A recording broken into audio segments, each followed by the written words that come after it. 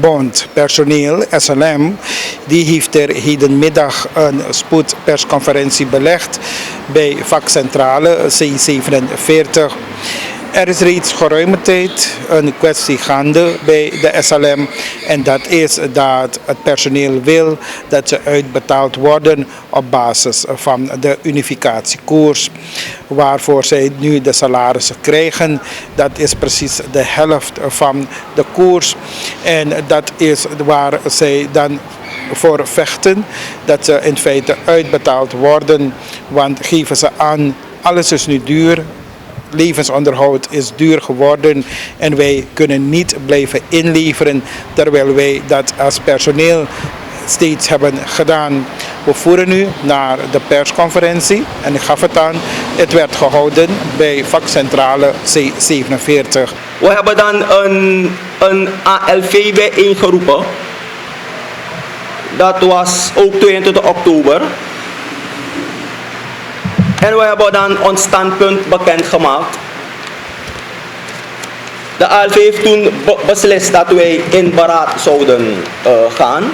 Het personeel nu in beraad. Dat beraad hield in tot 12 uur werken en na 12 uur gewoon op de werkplek blijven. We hebben dan op dat moment was de minister ook op bezoek bij de directeur. Dus de ALV heeft dan geëist dat de minister het een en ander zou komen uitleggen. Dat is ook gebeurd. Maar we konden geen afdoend antwoord krijgen van de minister. Dus dan hebben we dan staande de vergadering hebben we dan een ultimatum gesteld tot 26 oktober. Ik moet daarin vermelden dat we gehoord zijn, want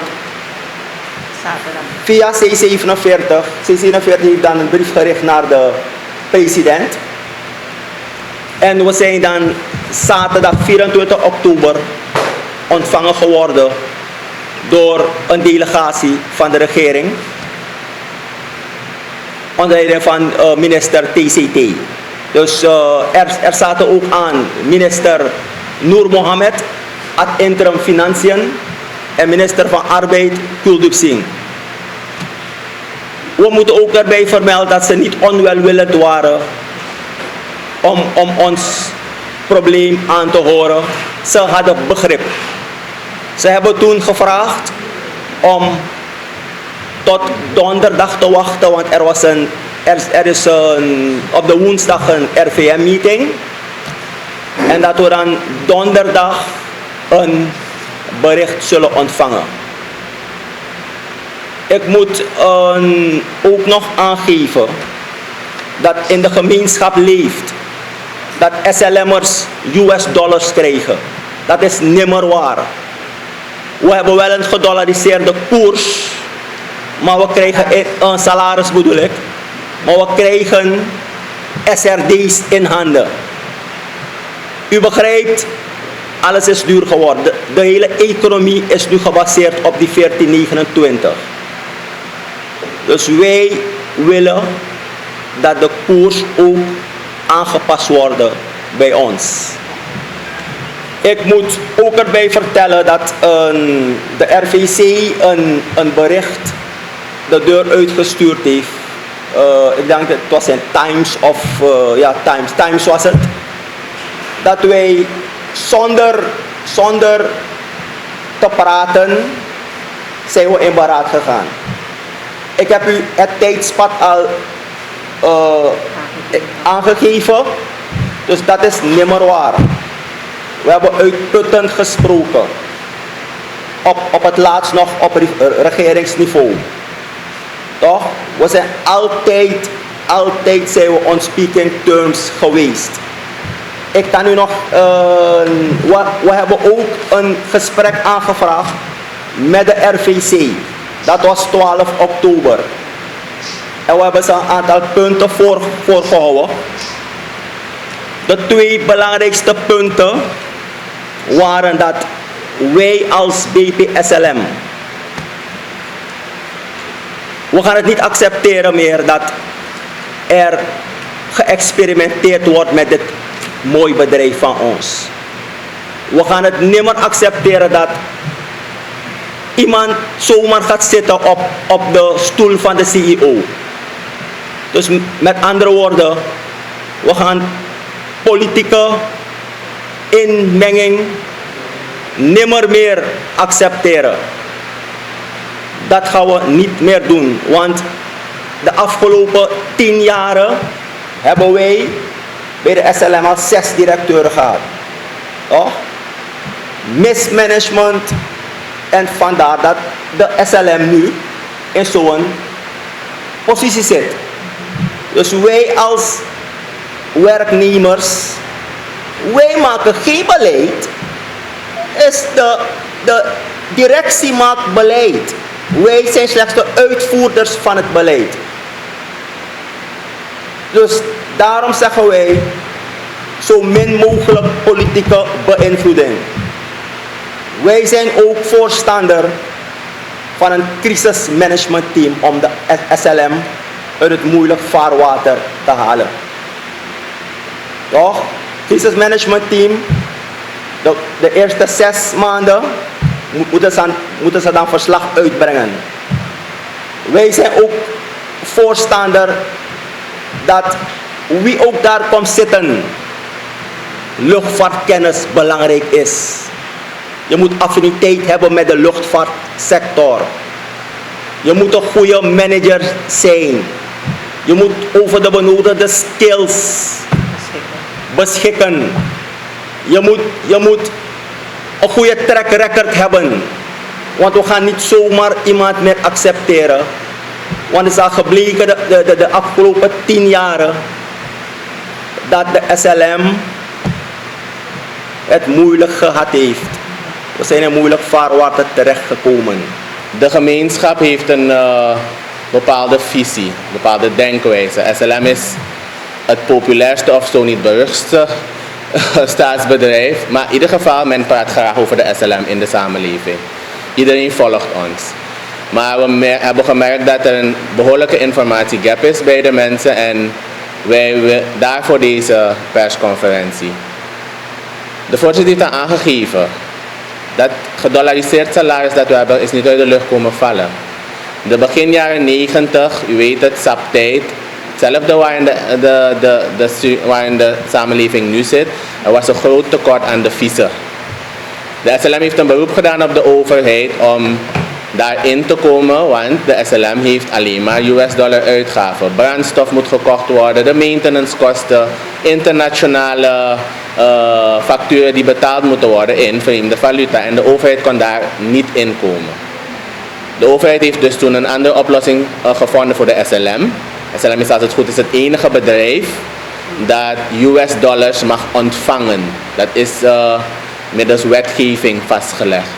En dat is dus waarom iedereen nu zijn tickets in US-dollars en euro's betaalt. Het is niet zomaar uit de lucht komen vallen, omdat wij al onze uitgaven in US-dollars moeten doen. En de overheid kan ons daarmee niet helpen, de banken ook niet. Directeur Kalor en voorzitter van de BPSLM was toen de heer Derby. En toen is het tot stand gekomen dat de SLM dus gedollariseerd, volledig gedollariseerd werd. Onze hele administratie is in US-dollars. Crediteuren, debiteuren, SLM heeft heel weinig crediteuren die SRD ontvangen. En om die vertaalslag te maken naar de lonen, als je volledige administratie in US-dollars is, dan moet je de lonen ook in US-dollars stellen. En dat is dus ook toen gebeurd in de begin jaren 90. Feit is, het personeel ontvangt wel SRD, toen Surinaamse gulden, nu SRD, als salaris. Ook omdat wij natuurlijk net als alle andere mensen belasting moeten betalen. Die vertaalslag moet gemaakt kunnen worden naar de belastingen. Dus daarom ontvangen wij SRD. De SLM'ers ontvangen alleen Surinaamse dollars als salaris. Dat is een beetje geschiedenisverhaal. Vandaag aan de dag is de situatie niet anders.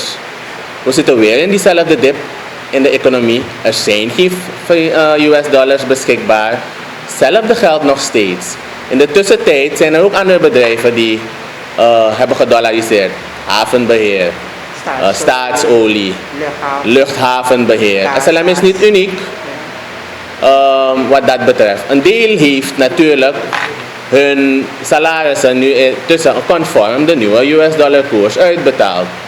Bij de luchtvaart gaat het natuurlijk een stukje moeilijker vanwege de COVID-situatie en de situatie bij de bedrijven.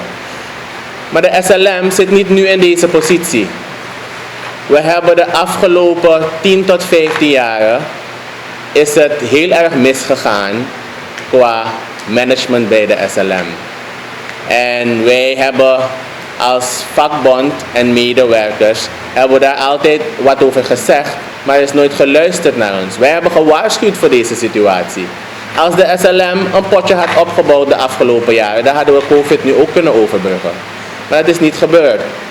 En misschien weet men het niet. Wij vragen niet om een loonsverhoging. Onze lonen zijn in US dollars. Het heeft een dollarcomponent. Wij vragen alleen dat ons salaris conform de US dollar koers wordt uitbetaald. SLM is een van de bedrijven, want men denkt we vragen loonsverhoging. Maar we hebben bij de SLM in de afgelopen 15 jaar 1 keer 3 of 4% loonsverhoging gehad. We krijgen nooit loonsverhoging.